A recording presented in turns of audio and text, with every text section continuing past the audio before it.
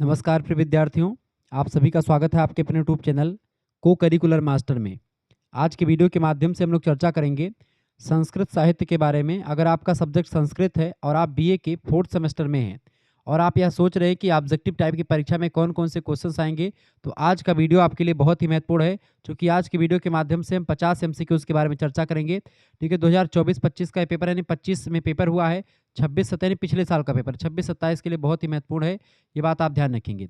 संस्कृत लेखन कौशल आपके पेपर का नाम है, तो संस्कृत लेखन कौशल से बनने वाले मोस्ट इंपॉर्टेंट 50 एमसीक्यूज के बारे में हम चर्चा करेंगे। ऐसे ही और सब्जेक्ट का लेक्चर आपके लिए मैं लाता रहूंगा, तो आज 50 एमसीक्यूज के बारे में हम चर्चा करेंगे। वैसे पेपर है दीनदयाल उपाध्याय गोरखपुर विश्वविद्यालय का, लेकिन राम मनोहर लोहिया का भी पेपर आपकी बार ऑब्जेक्टिव होगा, सिद्धार्थ यूनिवर्सिटी का ऑब्जेक्टिव होगा, उन सभी के लिए महत्वपूर्ण है। इसके अलावा आपका वीर बहादुर सिंह पूर्वांचल विश्वविद्यालय के बच्चों के लिए इंपॉर्टेंट है। ठीक है, माँ शाकुंभरी सहारनपुर विश्वविद्यालय के लिए इंपॉर्टेंट है। ठीक है, महात्मा गांधी काशी विद्यापीठ के लिए इंपॉर्टेंट है। ठीक है, इसके अलावा आपका CCSU के लिए इंपॉर्टेंट है, CSJMU यानी छत्रपति साहू जी महाराज कानपुर विश्वविद्यालय के लिए इंपॉर्टेंट है, MJPRU बरेली रोहिलखंड के लिए इंपॉर्टेंट है। ठीक है, ऐसे ही तमाम प्रकार के और विश्वविद्यालय, माँ पाटेश्वरी बलरामपुर, माँ विंध्यवासिनी मिर्जापुर। ठीक है, इसके अलावा आपका जमशेदपुर यूनिवर्सिटी भी नई खुली है मुरादाबाद, उसके लिए इंपॉर्टेंट है। ठीक है, ऐसे ही तमाम प्रकार के और विश्वविद्यालय जिनका नाम मैं नहीं ले पा रहा हूँ, भीमराव अम्बेडकर आगरा विश्वविद्यालय, प्रोफेसर रज्जू भैया स्टेट यूनिवर्सिटी लखनऊ विश्वविद्यालय। ठीक है, और आपका बुंदेलखंड यूनिवर्सिटी झांसी। ठीक है, इसके अलावा महाराजा सुहेलदेव आजमगढ़ विश्वविद्यालय, सभी विश्वविद्यालय के लिए इंपॉर्टेंट लेक्चर है, ये बात आप ध्यान रखेंगे। अब आइए चर्चा करने का प्रयास करते हैं। डीडीयू का तो पेपर ही है, अब सिलेबस भले ही डीडीयू का हो सकता है आपकी बार चेंज करके दिया जाए, लेकिन जो भी होगा मैं उसके लिए लेक्चर्स बनाऊंगा। लेकिन ये बाकी विश्वविद्यालयों के लिए इंपॉर्टेंट है, क्योंकि सिलेबस सभी का सेम ही था पहले। डीडीयू का थोड़ा बहुत चेंज करने का प्रयास करते रहते, तो उसमें मैं चर्चा कर लूंगा क्या है।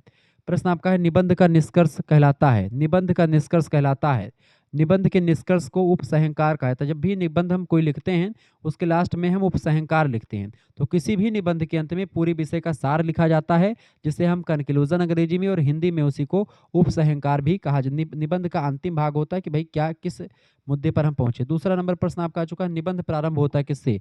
निबंध प्रस्तावना से प्रारंभ होता है और उपसंहार से खत्म होता है। प्रस्तावना प्रेम्बल, ठीक है, इंट्रोडक्शन। क्लियर, ये बात आप ध्यान रखेंगे। अगला क्वेश्चन आपका आ चुका है, तीसरा प्रश्न आपका आ चुका है, धन का महत्व के लिए उपयुक्त सूक्ति कौन सी है। धन के महत्व के लिए उपयुक्त सूक्ति कौन सी हो जाएगी इनमें से। सर्वे गुणा काचन्यमाश्रंति। ठीक है, यानी कि सभी गुण सोने यानी धन के आश्रित होते हैं, जो धन की महत्ता को दर्शाता है। तो धन का महत्व यही आपका हो जाएगा ए ऑप्शन। ठीक है, धन के महत्व के लिए सर्वे गुणा कांचन्यमाश्रित आश्रयंती। ठीक है, नेक्स्ट क्वेश्चन, चौथा प्रश्न आपका आ चुका है, सत्संगति विषय पर आधारित सूक्ति इनमें से कौन सी है। सत्संगति विषय पर आधारित सूक्ति इनमें से कौन सी है। ऑप्शन सी में दिया है, सत्संगति कथय ही किम ना करोति पुंसाम। यानी कि बताओ सत्संगति मनुष्यों का क्या भला नहीं कर सकती या क्या नहीं भला करती। अर्थात सत्संगति से मनुष्य का सर्वांगीण विकास होता है। तो ये सत्संगति के बारे में बढ़िया जानकारी देती है। ऑप्शन नंबर इसका सी करेक्ट आंसर होगा। यह सूक्ति क्या कहती है कि सत्संगति मनुष्यों को जो है सभी तरीके से विकास करती है, सभी तरीके से जो है सत्संगति विकसित करती है मनुष्यों को। पांचवा क्वेश्चन आप देखेंगे, समाचार लेखन में शीर्षक होना चाहिए। समाचार लेखन में शीर्षक जो होना चाहिए छोटा और सरल होना चाहिए। छोटा और सरल होना चाहिए। एक आदर्श समाचार का शीर्षक संक्षिप्त हो, स्पष्ट हो, आकर्षक हो, ताकि पाठक तुरंत टाइटल को पढ़े और तुरंत जो है पढ़ने पर मजबूर हो जाए पूरी खबर को। ठीक है, इसीलिए उसका सरल और आकर्षक होना, स्पष्ट होना बड़ा जरूरी होता है। विद्याया महत्वम पर आधारित सूक्ति है। विद्याया महत्वम, इस पर आधारित सूक्ति इनमें से कौन सी है। विद्याधनम सर्वधनम प्रधानम। यानी कि विद्याधन जो होता है, विद्यारूपी धन सभी धनों में श्रेष्ठ होता है। इसको ना तो चोर चुरा सकता है, ना ही भाई लोग बांट सकते हैं, और ना ही अग्नि इसको जला सकती है, ना ही वायु, मतलब कुछ भी नहीं कर सकती। विद्याधनम सर्वधनम प्रधानम। ठीक है, ऑप्शन नंबर इसका ए करेक्ट आंसर होगा। तो विद्याया महत्वम पर यह सूक्ति बढ़िया बैठती है। सातवां क्वेश्चन आपका आ चुका है, संतोष। संतोष पर आधारित सूक्ति इनमें से कौन सी सही है। संतोष पर आधारित सूक्ति इनमें से कौन सी है। देखिए, सर्वः संपत्तस्य संतुष्टम यस्य मानसम। ये एक प्रकार से संतोष पर आधारित सूक्ति है। ये कहती है, क्या कहती है, जिसका मन संतुष्ट है उसके पास सारी संपत्तियां हैं। सर्वा संपत्तस्य संतुष्टम यस्य मानसम, यानी कहते नहीं कि भाई जो है संतोखम परम सुखम, ये भी कहते हैं, यानी संतोष जिसको है उसको महासुख मिल जाता है। किसी भी चीज में अगर आप संतुष्ट नहीं हैं तो आपका विनाश हो जाता है। अगर राजा मतलब अगर द्विज संतुष्ट हो जाएगा तो उसका विनाश हो, मतलब कि द्विज असंतुष्टो द्विजोनासा संतुष्टो राजा, यानी संतुष्ट राजा का विनाश हो जाता है। संतुष्ट राजा जो हो जाता है उसका साम्राज्य बिगड़ जाता है। राजा को हमेशा अपने राज्य विस्तार की ओर सोचना चाहिए, जबकि जो द्विज होता है, ब्राह्मण होता है, उसको हमेशा संतोष में रहना चाहिए। 10 रुपया मिला कथावाचन पंडित जी तब वो खुश रहें, 20 मिला तब वो खुश रहें, और मान लीजिए 5,000 मिल गया, 1,000 मिल गया तब वो खुश रहें। ठीक है? ये बात आप ध्यान रखेंगे। तो सर्वः संपत्तस्य संतुष्टम यस्य मानसम, यानी कि अगर अगर जिसका मन संतुष्ट हो गया, उसके पास सारी संपत्तियां होती हैं। अगर मन संतुष्ट नहीं है, आपके पास बहुत संपत्ति अरबों की रखी है, बर्बाद है, किसी काम की नहीं है। ठीक है? ये सूक्ति इस पर बढ़िया बैठती है। 8वां प्रश्न आपका आ चुका, राष्ट्रभक्ति पर आधारित सूक्ति। 8वां नंबर, राष्ट्रभक्ति पर आधारित सूक्ति कौन सी है?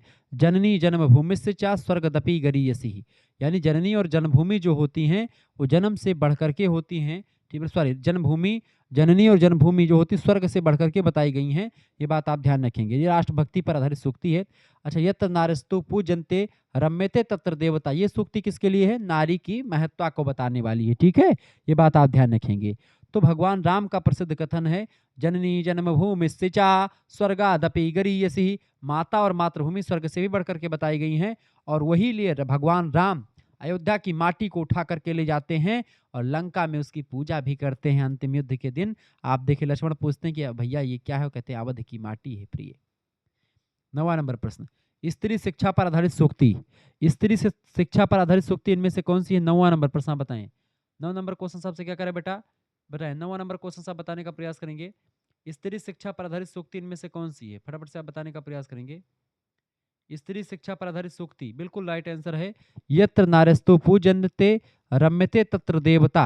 ये मैंने आपको बताया था, यानी कि जहां पर नारियों की पूजा होती है, ठीक है, वहां पर देवताओं का वास होता है। मनुस्मृति का प्रसिद्ध श्लोक यही है।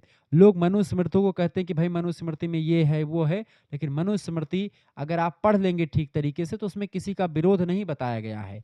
ठीक है? वो एक्सेप्शन के तौर पर कुछ बातें उसमें बताई गई, लेकिन मनुस्मृति किसी का बुरा नहीं चाहती है। ठीक है? उसमें ही बात लिखा गया कि जहां पर नारियों की पूजा होती वहां पर देवताओं का वास होता है।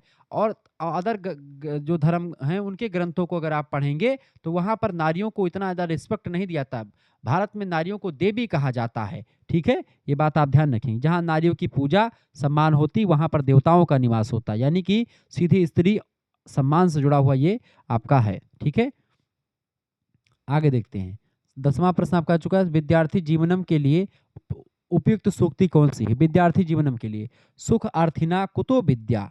ठीक है? सुख अर्थिनो कुतो विद्या, ये विद्यार्थी जीवन के लिए है। इसका मतलब होता है कि सुख चाहने वाले को विद्या कहाँ? विद्यार्थी जीवन अनुशासन और परिश्रम का होता है, विलासिता का नहीं। ये किस श्लोक पर कहा गया है हिंदी मतलब संस्कृत में कि अलसस्य कुतो विद्या आविद्यस्य कुतो सुखम असुखम कुतो मतलब क्या है? अलसस्य कुतो विद्या आविद्यस्य कुतो धनम आधनस्य कुतो मित्रम आमित्रस्य कुतो सुखम, यानी आलस्य है तो विद्या कहाँ? विद्या अगर आपके पास नहीं तो धन की प्राप्ति कहाँ से होगी? अगर धन नहीं है तो आपके मित्र नहीं बनेंगे, और अगर आपके मित्र नहीं है तो आपको सुख की प्राप्ति नहीं होगी। यह बात आप ध्यान रखिए। तो विद्यार्थी जीवन के लिए आपको आलस्य का परित्याग करना पड़ेगा। ठीक है? सुख चाहना, अगर आपको सुख चाहिए तो आप विद्यार्थी जीवन में मत आइए। विद्यार्थी भूल जाएगी विद्यार्थी, अगर सुख चाहते हो भैया तो राजा महाराजा घरे पैदा हो जाते हो, आराम से सुख भोगते हो। लेकिन अगर विद्यार्थी जीवन में हो तो कष्ट झेले के पड़े, नून रोटी खाए के पड़े, कहो दूध रोटी खाए, कहो चाहे बोल के रोटी खाए के पड़े, कहो वैसे सोवे के पड़े। ऐसा नहीं है कि विद्यार्थी जीवन में आपको हर व्यक्ति को कष्ट नहीं होता है। हम 4 साल कानपुर में रह के पढ़ाई करें है, 2 साल बनारस में रह के पढ़ाई करें है। जरूरी नहीं है कि भाई हुआ रोजे मिलिन जाए भोजन। कहियो मालिन जैसे 1 हफ्ता तक अपना बनावा खाओगा, फिर होटल में जाके कहूँ पकौड़ी खाए के अपन कहूँ पूरा 4 कचौड़ी खा के निपटा लीनगा, पूरा दिन कहूँ चाय पानी पे हर निपटेगा। कहूँ भैया चाय बना लीन, सब्जी नाई बनाओ मन है, थोड़े आलस लाग है, या सोचो चल का सब्जी खरीद ले आई, चाहे बनाए के 10 रुपए की दूध लाई के रोटी सेक के भर से निपटाए खा लिहन। तो इस तरीके से एक टाइम दाल बना करके दोनों टाइम निपटा देते थे। कई बार ऐसे शरीरिया नहीं गल गई है हमारी, एकदम से दुबले पतले दिखते हैं। 4 साल मैंने सताया है इस पढ़ाई के पीछे, तब जा कर के जो है ये एक प्रकार से आपको मैं ज्ञान दे पा रहा हूँ, क्योंकि मैंने मेहनत करी है, 4 साल कानपुर में तैयारी करी है, उसके बाद में फिर मैंने बनारस हिंदू विश्वविद्यालय से हिंदी साहित्य से एमए भी किया। तो कहीं न कहीं पे मेहनत करी है हमने, 6 साल तक मैंने अपना पूरा जीवन तक घर का सुख नहीं जाना कि भई घर का सुख क्या होता है, ठीक है? बीच-बीच में आता 2-3 दिन के लिए आता था, फिर उसके बाद फिर चला जाता था। और वहाँ पर भी इतना पैसा-रुपया भी नहीं होता था कि भाई हाँ, जितना चाहो उतना जो चाहो बाहर खा लो, ये खा लो, कुछ भी नहीं। 1800 रुपए का रूम था, 2 लोग रहते थे, 900 हम देते, 900 मेरा दोस्त देता था, ठीक है? और दोनों लोगों के पास ऐसा नहीं था कि भाई घर से ज़्यादा पैसा-रुपया मिलता रहा हो। मेस में काम भी किया, मतलब बड़ी मेहनत करने को लेकर के किया जाता है, ऐसी बात नहीं है। तो भैया संघर्ष आपको करना पड़ेगा, बिना संघर्ष के कुछ नहीं होगा। आपके पिताजी जब तक आपको पैसा देंगे तो उस पैसे का आपको मोल नहीं होगा, जब आप खुद कमाएँगे तब आपको पता चलेगा कि आपके पिताजी का जो पैसा कितना इम्पोर्टेंट है, ठीक है? आपके पिताजी कहें कि लो पैसा बेटा पढ़ो, लेकिन उनका पैसा लो, लेकिन खुद भी अपना मेहनत करके पढ़ोगे तो आप आगे बढ़ोगे। अगर वहीं पर मुझको खूब पैसा मिलता, ठीक है, अगर 10 रुपए का समोसा आता है और 20 रुपए हमारे जेब में हमेशा पड़ा रहा है, तो 10 रुपए का समोसा खाए खाए कोनो हम खा ले तुरंत है, तो हमें टेंशन ना रहे। लेकिन अगर 10 रुपए का समोसा और 8 रुपए आपके जेब में बचते हैं, 8 रुपए रहते, 2 रुपए की कमी है, वो 2 रुपए आप ढूँढिए कि कहाँ से 2 रुपए उसका कलेक्शन किया जाए ताकि मैं समोसा खा लूँ गरमा-गरम बढ़िया हरी चटनी के साथ, ठीक है? तो वही चीज़ है। तो विद्यार्थी जीवन में भैया सुख न मत चाहो, ठीक है? ई चाहो भैया एसी में सोए के बढ़िया पढ़बे तो होइगा पढ़ाई। तो पिक्चर देखबो लेट के। अगला क्वेश्चन से भाग्य का महत्व के लिए उपयुक्त सूक्ति कौन-सी है? भाग्य का महत्व। भाग्य के लिए जो है भाग्यम फलति सर्वत्र न विद्या नाचा पौरुषम, यानी कि क्या है? भाग्यम फलति सर्वत्र न विद्या नाचा पौरुषम, यानी कि इस सूक्ति का मतलब ये है कि भाग्य ही सर्वत्र फल देता है, ना कि केवल विद्या या पुरुषार्थ। यह भाग्य की प्रधानता को दर्शाता है कि भाग्य यानी आप बहुत पढ़े लिखे हैं, बहुत ज़्यादा विद्वान हैं, बहुत ज़्यादा विद्वान घास छोलत हैं गाँव में बैठ के, बहुत ज़्यादा पढ़ा लिखा कुछ नहीं कह पाते और अनपढ़ व्यक्ति बहुत बड़े पद पे बैठ जाते कबो-कबो, तो भाग्य जो होता है उसको मत कहिए, ठीक है? ये बात आप ध्यान रखेंगे। पुरुषार्थ भाग्यम दयो न जानामि, पुरुष का भाग्य कोई नहीं जानता है कब बदल जाए, ठीक है? 12 नंबर क्वेश्चन आपका आ चुका है, निबंध की आत्मा है। निबंध किस बताएं? निबंध की आत्मा विचार, निबंध की आत्मा विचार होता है, ठीक है? ये बात आप ध्यान रखेंगे। अस्पष्ट विचार, मौलिक विचार निबंध का प्राण माना जाता है। एक चीज और ध्यान रखेंगे, अगर आपको पीडीएफ प्राप्त करनी है संस्कृत की जो है लेक्चर की, या ऐसे संस्कृत के और भी पीडीएफ प्राप्त करने हैं, ऑब्जेक्टिव टाइप के, लिखित टाइप के, मॉडल पेपर के तमाम सारे पीडीएफ आपको मिलेंगे। तो यानी कोर्स में ज्वाइन होना पीडीएफ वाले तो 9984 039 139 इस नंबर पर आप व्हाट्सएप पर एसएमएस कर दीजिएगा। अपना नाम, अपनी यूनिवर्सिटी का नाम, अपने सब्जेक्ट के नेम और आप किस सेमेस्टर में अपने सेमेस्टर का नाम लिख करके भेज दीजिएगा, ठीक है? 4th सेमेस्टर का आपको मिल जाएगा मात्र 100 रुपये फीस में, सभी हिंदी के साथ जियोग्राफी, पॉलिटिकल साइंस, संस्कृत, ठीक है, और को करिकुलर सभी का मिल जाएगा आपको मात्र 100 रुपये फीस में। सभी का लाइव क्लास वाला ग्रुप मिल जाएगा, PDF notes, video lecture, PDF notes सब कुछ आपको मिल जाएगा मात्र 100 रुपये फीस में सभी सब्जेक्ट का। लेकिन अगर आप चाहते हैं कि भैया हम गुरुजी हम 4th सेमेस्टर भी आप ही से पढ़ना चाहते हैं और 5th सेमेस्टर भी आप ही से पढ़ना चाहते हैं, तो हमारे लिए कुछ कंसेशन हो जाएगा। बिल्कुल भैया 50 रुपये छूट आपके लिए चल रहा है, अभी जल्दी ज्वाइन करेंगे। अगर 50 रुपये की छूट लेना है जल्दी एसएमएस करेंगे, देर नहीं करना है आपको। मात्र 150 रुपये फीस में आपको 4th सेमेस्टर का तो नोट्स मिल ही जाएगा, सभी का सब्जेक्ट का क्लास ग्रुप मिल जाएगा और 4th सेमेस्टर यानी 5th सेमेस्टर दोनों पढ़ाया जाएगा, यानी 1 साल तक की फीस आपकी 150 रुपये में हो जाएगा। 4th सेमेस्टर पूरा 5th सेमेस्टर सभी सब्जेक्ट का, ठीक है? मेजर माइनर को करिकुलर सब मिलेगा यहाँ पर, ठीक है?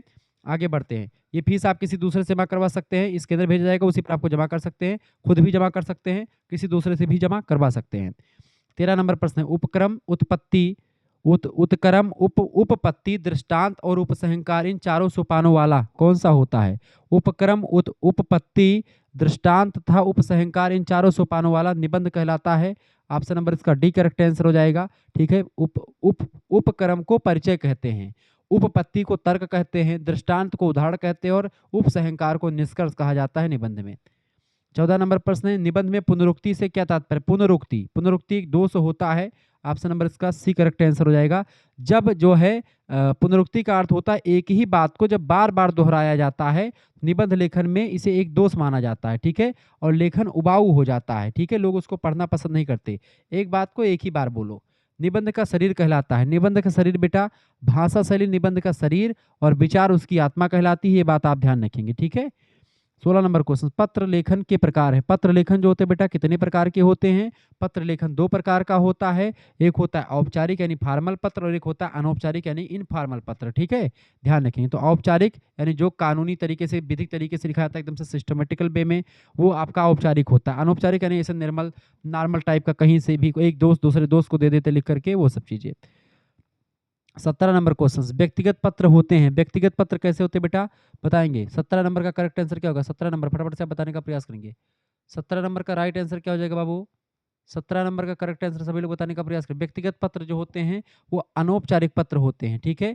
व्यक्तिगत पत्र अनौपचारिक होते हैं। अपने मित्रों को, अपने रिश्तेदारों को जो पत्र आप लिखते हैं वो अनौपचारिक पत्र होते हैं। लेकिन जब आप किसी एक प्रकार से आवेदन करते हैं कि छुट्टी के लिए या किसी सरकारी कर्मचारी को लिखते हैं तो उसमें आप औपचारिक पत्र का प्रयोग करते हैं।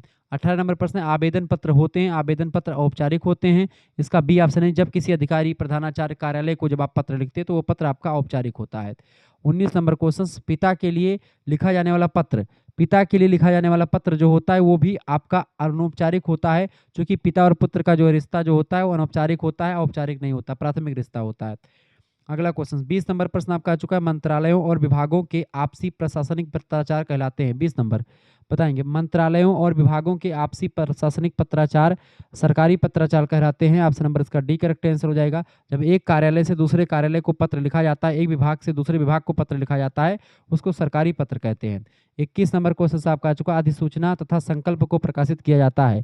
अधिसूचना और संकल्प को प्रकाशित किया जाता है भारत के राजपत्र में यानी गजट में, ठीक है? ऑप्शन नंबर इसका ए करेक्ट आंसर हो जाएगा। सरकारी नियमों, नियुक्तियों और सूचनाओं को आधिकारिक तौर पर यानी गजट में, राजपत्र में छापा जाता है। ये बात आप ध्यान रखेंगे। 22 नंबर क्वेश्चन से, सामान की खरीद के पत्र कहलाते हैं। सामान की खरीद के पत्र को, सामान की खरीद के पत्र को हम लोग औपचारिक पत्र कहते हैं। सी ऑप्शन करेक्ट आंसर होगा, औपचारिक पत्र। व्यावसायिक लेन देन या ऑर्डर देने के लिए लिखा गया पत्र जो होता है वो आपका होता है औपचारिक पत्र। 23 नंबर क्वेश्चन से, अभिवादन में शब्द है। अभिवादन में जो शब्द है आपका चिरंजीव शब्द, नमो नमः, प्रणाम, ये तीनों शब्द अभिवादन के लिए जरूरी है, प्रयोग कर सकते हैं। चिरंजीव जो है छोटों के लिए चिरंजीव का प्रयोग करते हैं, ठीक है, छोटों के लिए। नमो नमः का प्रयोग हम जो है और प्रणाम का प्रयोग बड़ों के लिए करते हैं, ठीक है?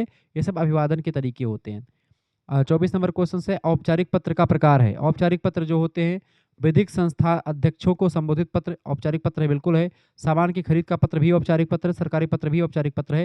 ये सारे पत्र औपचारिक पत्र के अंतर्गत आते हैं, ठीक है? 25 नंबर क्वेश्चन से, विज्ञापन हेतु प्रयुक्त नहीं होते हैं। विज्ञापन हेतु क्या प्रयुक्त नहीं होते बेटा? फटाफट से आप बताने का प्रयास करेंगे, बताएंगे। 25 नंबर, विज्ञापन हेतु प्रयुक्त नहीं होते हैं। पाइपलाइन का प्रयोग विज्ञापन के लिए नहीं प्रयोग करते, बाकी पंपलेट, होर्डिंग और बैनर का प्रयोग करके हम लोग प्रचार करते हैं, ठीक है? पाइपलाइन का उपयोग विज्ञापन के लिए नहीं किया जाता है, ठीक है? ये बात आप ध्यान रखेंगे। जबकि बैनर, होर्डिंग और पंपलेट के माध्यम से हम अपना प्रचार प्रसार करते हैं। 26 नंबर क्वेश्चन आपका जो समाचार लेखन में सूत्र उल्लेख लिखा जाता है, बताएं। समाचार लेखन में सूत्र उल्लेख लिखा जाता है, बताएं। 26 नंबर का करेक्ट आंसर क्या होगा? समाचार लेखन में सूत्र उल्लेख लिखा जाता है शीर्षक के ठीक नीचे। ऑप्शन नंबर इसका बी करेक्ट आंसर हो जाएगा, ठीक है? अगला क्वेश्चन आपका आ चुका है। 27 नंबर प्रश्न आपका आ चुका है। ज्ञानप्रद विज्ञापन में, ज्ञानप्रद विज्ञापन के नाम से भी जाना जाता है। ज्ञानप्रद विज्ञापन के नाम से सूचनाप्रद विज्ञानों को जानते हैं। ऑप्शन नंबर इसका बी करेक्ट आंसर हो जाएगा। अगला क्वेश्चन आपका आ चुका है। प्रश्न है, जो विज्ञापन संस्थाओं और संगठनों के संबंध में रखते हैं उन्हें क्या कहा जाता है? 28 नंबर, जो विज्ञापन संस्थाओं और संगठनों के संबंध में रखते हैं उन्हें हम लोग संस्थानिक कहते हैं। ऑप्शन नंबर इसका सी करेक्ट आंसर हो जाएगा। नेक्स्ट क्वेश्चन आप देखेंगे। 29 नंबर क्वेश्चन आपका आ चुका है। प्रश्न है 29 नंबर, उद्योगों के द्वारा निर्मित वस्तुओं की बिक्री के लिए, एजेंसी आदि देने के लिए इन विज्ञापनों का उपयोग किया जाता है। किन विज्ञापनों के लिए, किन विज्ञापनों का प्रयोग करते हैं बेटा? फटाफट से आप बताने का प्रयास करेंगे। 29 नंबर का करेक्ट आंसर क्या हो जाएगा? बिल्कुल राइट आंसर आपका हो जाएगा 29 नंबर का, ठीक है? उद्योगों द्वारा निर्मित वस्तुओं की बिक्री के लिए, एजेंसी आदि देने के लिए हम लोग जो है औद्योगिक विज्ञापन का सहारा लेते हैं। ए ऑप्शन करेक्ट आंसर हो जाएगा इसका। आगे बढ़ते हैं। 30 नंबर प्रश्न आपका आ चुका है। प्रश्न है, संस्कृत भाषा का समाचार पत्र। संस्कृत भाषा का समाचार पत्र है स्वरमंगला, दिव्य ज्योति और गांडीवम। ये तीनों पत्र जो हैं संस्कृत भाषा के समाचार पत्र हैं। डी ऑप्शन करेक्ट आंसर हो जाएगा ये। आगे देखते हैं। अगला क्वेश्चन है 31 नंबर, विशुद्ध संस्कृत भाषा का प्रथम पत्र प्रकाशित हुआ। विशुद्ध संस्कृत भाषा का प्रथम जो पत्र प्रकाशित हुआ था वो संस्कृत के प्रथम समाचार पत्र काशी विद्या सुधा निधि के नाम से प्रकाशित हुआ था। बनारसी से यानी बनारस से ही। ऑप्शन नंबर इसका बी करेक्ट आंसर हो जाएगा। 32 नंबर क्वेश्चन से मूढ़ई पाखाड़ खंडेशु रत्न संज्ञा विधीयते, यानी कि मूढ़ई पाखाड़ खंडेशु रत्न संज्ञा विधीयते मूर्खेभ्या रत्नम अस्ति। ठीक है, ये एक प्रकार से ये प्रश्न पूछा गया, मूर्खेभ्या रत्नम अस्ति। प्रश्न आपसे करें, नीति श्लोक के अनुसार पृथ्वी पर 3 रत्न हैं। ठीक है, जल, अन्न और सुभाषित, यानी अच्छा चीजें। ठीक है, जल, अन्न और एक सुंदर भाषा। लेकिन मूर्ख लोग पत्थर के टुकड़ों पाषाण यानी पत्थर के टुकड़ों को रत्न की संज्ञा देते हैं। ठीक है, पत्थर के यानी पाषाण, ऑप्शन अस्थि पाषाण, इसका करेक्ट आंसर क्या होगा, पाषाण। जलम अन्नम रत्नम, ये तीनों एक प्रकार से रत्न क्या, ये सब सुभाषित चीजें होती है। जल हो गया, अन्न हो गया और शुभ मतलब कि अच्छी वाणी, ये तीनों रत्न होते हैं पृथ्वी पर। ठीक है, नीति श्लोक में कहा गया है। लेकिन मूर्ख व्यक्ति जो होते हैं पत्थर के टुकड़ों को रत्न कहते हैं, हीरा जवाहरात को रत्न कहते हैं। अगला क्वेश्चन 33 नंबर क्वेश्चन से, विद्या विवादाय धनम मादाय शक्ति परेशान परपीडनाय कस्य धनम मदाय भवति ही। प्रश्न आपसे संस्कृत में पूछा गया है। प्रश्न क्या है, विद्या विवादाय धनम मादाय शक्ति परेशान परपीडनाय कस्य धनम मादाय भवतु। प्रश्न पूछा गया है या श्लोक में, दुर्जन माने बुरे व्यक्ति, धन का अहंकार मद के लिए होता है, जबकि सज्जन का धन दान के लिए होता है। इसका करेक्ट आंसर हो जाएगा दुर्जनस्य। ठीक है, तो कस्य धनम मादाय भवतु, दुर्जनस्य धनम मादाय भवतु। ठीक है, ये बात आप ध्यान रखेंगे। 34 नंबर क्वेश्चन से आपका आ चुका, फटाफट से आप देखने का प्रयास करेंगे। 34 नंबर क्वेश्चन से आपका आ चुका बेटा, फटाफट से आप देखने का प्रयास करेंगे। ठीक है,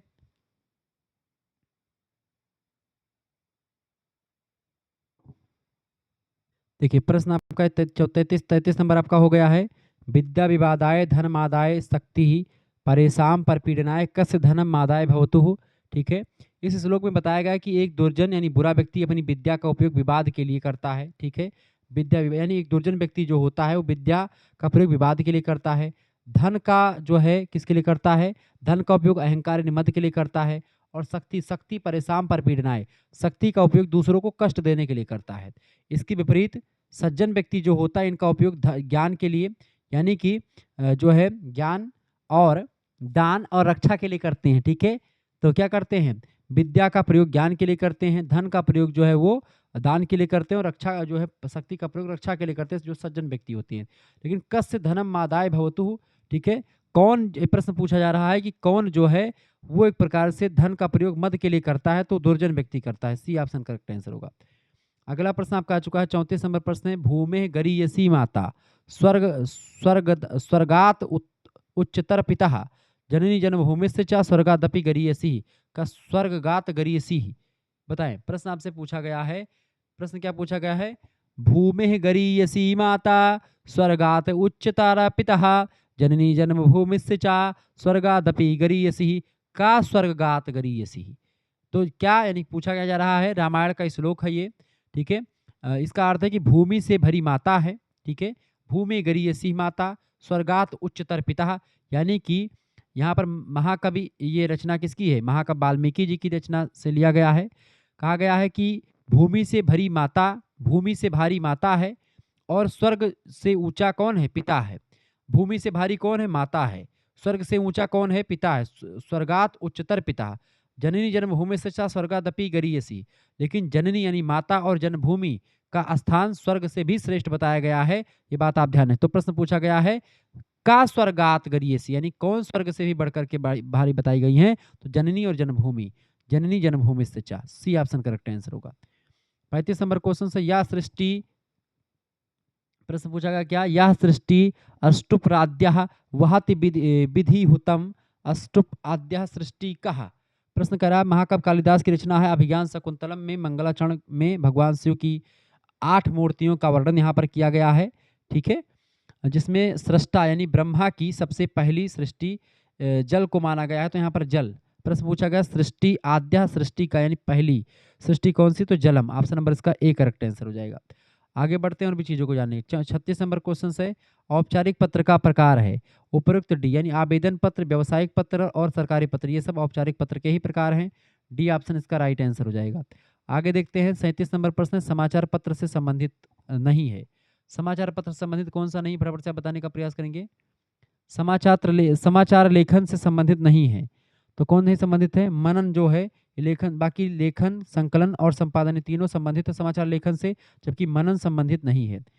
38 नंबर क्वेश्चन आपका आ चुका है, पत्र में समय वयस्कों व छोटों के लिए प्रयोग करते हैं। 38 नंबर, पत्र में समय वयस्कों, समवयस्कों व छोटों के लिए प्रयोग करते हैं।